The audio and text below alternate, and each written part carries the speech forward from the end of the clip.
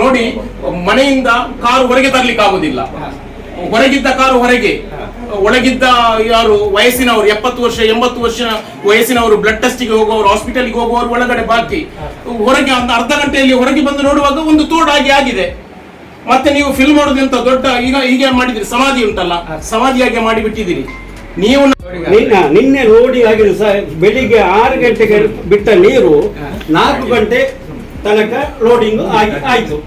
ಅದರಿಂದ ಬಿಡುವಾಗ ಮತ್ತೆ ಲೋಡ್ ಆಗುದಿಲ್ಲ, ಮತ್ತೆ 1.5 ಗಂಟೆ ನೀರು ಕೂಡ ಸಿಗಲಿಲ್ಲ ಅವರಿಗೆಲ್ಲ.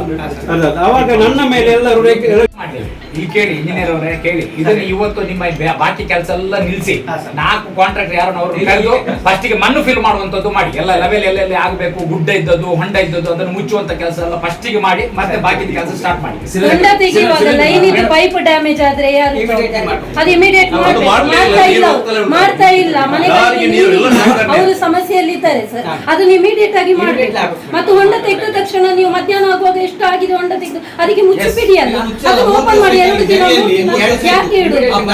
ಎಲ್ಲರಿಗೆ ಸಮಸ್ಯೆ ಆಗ್ತದೆ.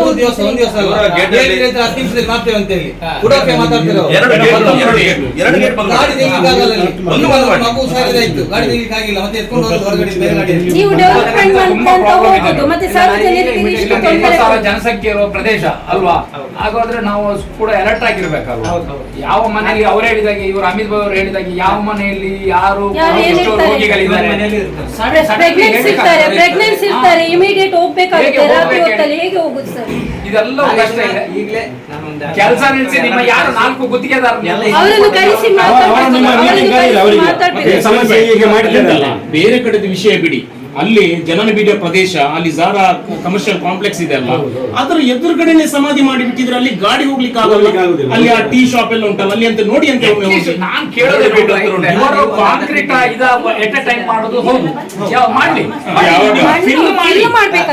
ಹೊಂಡ ಇದ್ದು ಹೊಂಡ ಬೆಳೆದು ಟೆಂಪರರಿ ಮಾಡಿ ಹಾಕಿ ಬಿಡೋದು ಇದಲ್ಲ, ಅದನ್ನು ಲೆವೆಲ್ ಮಾಡಿ ಫಿಲ್ ಮಾಡುವಂತ ಕೆಲಸ ಮಾಡಿ, ಏನಿದೆ ಅದನ್ನು ಚಂದ ಮಾಡುವಂತ ಕೆಲಸ ಮಾಡಿ ಅಷ್ಟೇ. ಆ ಜರಿಗೆ ಹೋಗುವಾಗ ಎಂಟ್ರೆನ್ಸ್ ನೋಡಿ, ಹೀಗೆ ಹೋಗ್ಬೇಕು ಈಗ ಗಾಡಿ, ಏನ್ ಅದಕ್ಕೆ ನಾವು ಒದ್ದಾಡ್ಕೊಂಡು ಪಂಚಾಯತಿಂದ ಗಲಾಟೆ ಮಾಡಿ ಅದಕ್ಕೆ ಹಣ ಇಡಿಸುವಂತದ್ದು. ಮತ್ತೆ ನೀವು ಕಾಂಕ್ರೀಟ್ ರೋಡ್ ಅನ್ನು ಕಟ್ ಮಾಡ್ತಾ ಇದ್ದೀರಲ್ಲ, ಅದನ್ನು ನೀವು ಕಾಂಕ್ರೀಟ್ ಮಾಡಿ ಕೊಡ್ತೀರಾ?